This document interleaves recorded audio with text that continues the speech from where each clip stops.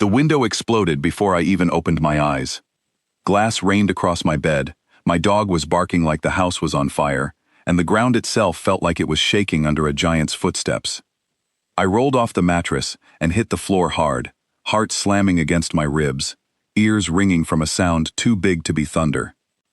My name is Daniel, and 30 seconds ago, I was asleep in my own bed, in a quiet street, where nothing ever happened. Now the sky outside my broken window was glowing orange and green, and something massive was falling out of it. I did not stop to think. I grabbed my dog, Buster, tucked him under one arm, and ran for the front door barefoot. Outside, the whole street was awake. Neighbors stood on their porches in pajamas, pointing at the sky, phones raised, voices shaking.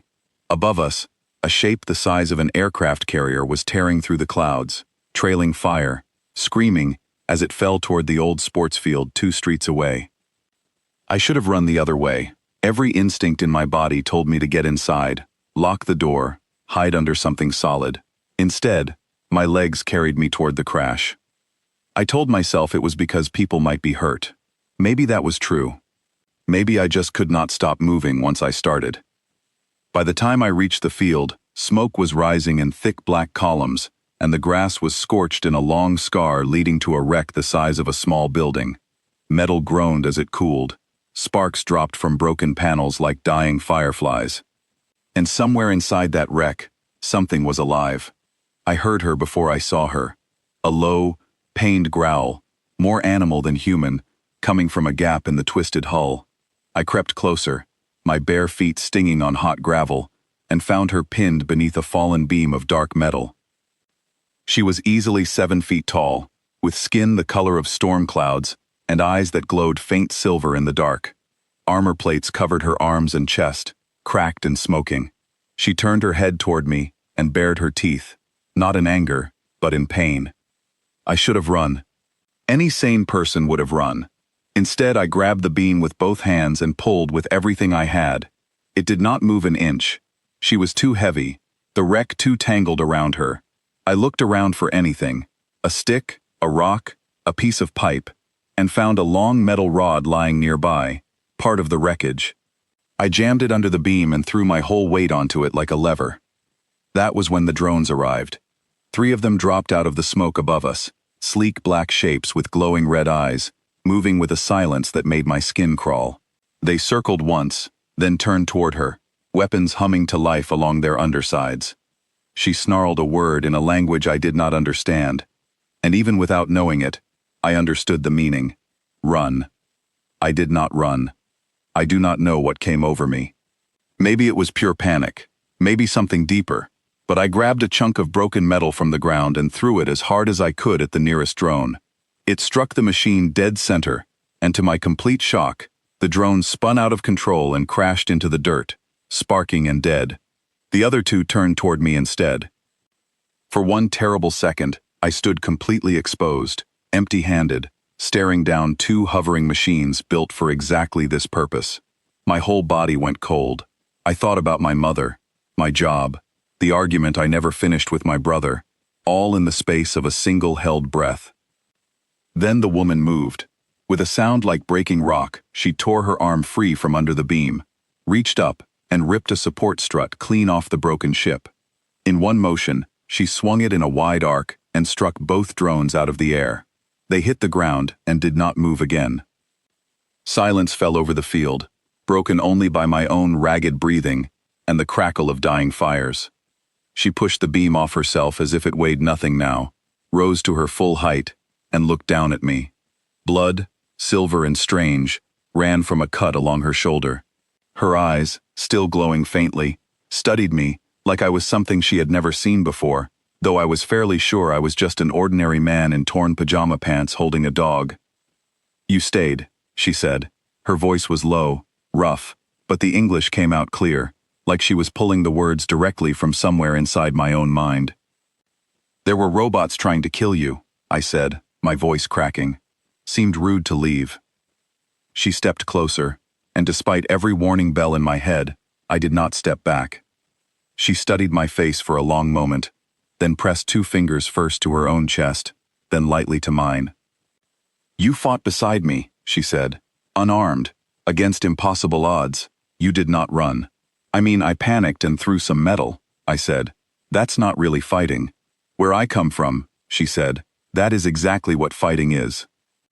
Before I could ask what that meant, sirens began wailing in the distance, and she suddenly grabbed my arm, pulling me toward the tree line at the edge of the field. We must move, she said. More will come. Hunters do not stop at 3. I barely had time to process what she meant before I was running again, this time beside her, weaving through smoke and broken metal, my dog barking wildly under my arm the whole way. She moved with terrifying speed for someone her size, effortlessly leaping over debris while I stumbled and scrambled to keep up. We made it to the trees just as headlights and flashing lights swept over the field behind us. She pulled me down behind a fallen log, one massive hand covering my mouth, her whole body tense and alert, scanning the darkness like a predator waiting for another predator. For a long moment, we simply crouched there, breathing hard, hearts pounding, hidden from a world that had no idea what had just happened. They will search for the wreckage, she whispered finally, releasing my mouth. And for me, I cannot stay here in the open. You could stay at my place, I said before I could stop myself. It's not far. Nobody would think to look there. She turned those glowing eyes on me again, studying me with an intensity that made my pulse quicken for reasons that had nothing to do with fear anymore. You would risk shelter for a stranger, she said slowly, after already risking your life for one. You saved me first, I pointed out. Those drones were about to turn me into a stain on the grass. Something that might have been the ghost of a smile crossed her face. My name is Vess, she said. Vess of the Cauldron Line. Daniel, I said. Just Daniel. No line, unless you count the line at the coffee shop where I work part-time. She tilted her head slightly, clearly not understanding the joke, but something about the way she looked at me told me she liked hearing me talk anyway. We moved through backyards and side streets, avoiding the main road where more sirens were now converging on the crash site. Every shadow made her tense, every distant engine made her pull me closer against a fence or a wall, her body positioned protectively in front of mine, without a single word exchanged about it. By the time we reached my house, the sky was beginning to lighten at the edges, gray creeping into the black. I let us in through the back door, locked it behind us, and finally allowed myself to breathe. Vess stood in my small kitchen, filling the space completely, looking around at everything with open curiosity, from the refrigerator humming quietly to the photos taped to my fridge. Buster, who moments ago had been terrified, trotted right up to her boots and sat down as if she were the safest thing in the room. Your creature trusts me, she said, sounding almost surprised. Buster trusts anyone with food, I said, grabbing a first aid kit from under the sink. Sit down. Let me look at that shoulder. She hesitated, clearly unused to being cared for, then lowered herself onto one of my kitchen chairs, which creaked dangerously under her weight. I cleaned the wound as gently as I could, and she watched my hands the entire time with quiet, careful attention.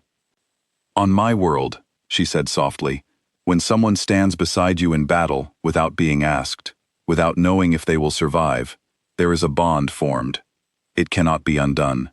Is that a cauldron thing? I asked, trying to keep my hands steady as I worked. It is the only thing that matters, she said. You stood with me. You did not run. That makes you bonded to me now, Daniel. In my language, there is only one word for what you are to me. And what word is that? I asked, already half afraid of the answer.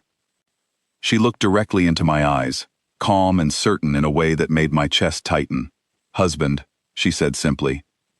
I nearly dropped the bandage in my hand. I think there might be a bit of a misunderstanding, I said carefully. Where I'm from, people usually go on a date first. Maybe dinner, a movie. You fought at my side against death itself, she said, as if that settled every possible argument. What greater proof of devotion does your world require? Outside, the sun was beginning to rise, painting the sky in soft orange light, chasing away the last of the smoke and fear from the night before. Somewhere out there, people were searching a scorched field for answers they would never fully understand. And somewhere behind me, my dog was already asleep against the boots of an alien warrior who had just calmly declared me her husband over a bandage and a kitchen table. I looked at her, this impossible, powerful, strange woman who had fallen out of the sky, and turned my quiet life upside down in a single night, and found that the fear from earlier had quietly transformed into something else entirely. Whatever came next, whoever else came looking for her, whatever explanations I would owe my family and my job and myself, one thing was already clear. Yesterday I was simply Daniel, a man with a small house, a small dog, and a small, quiet life. Today, apparently, I was someone's husband, and my ordinary world was never going to be the same again.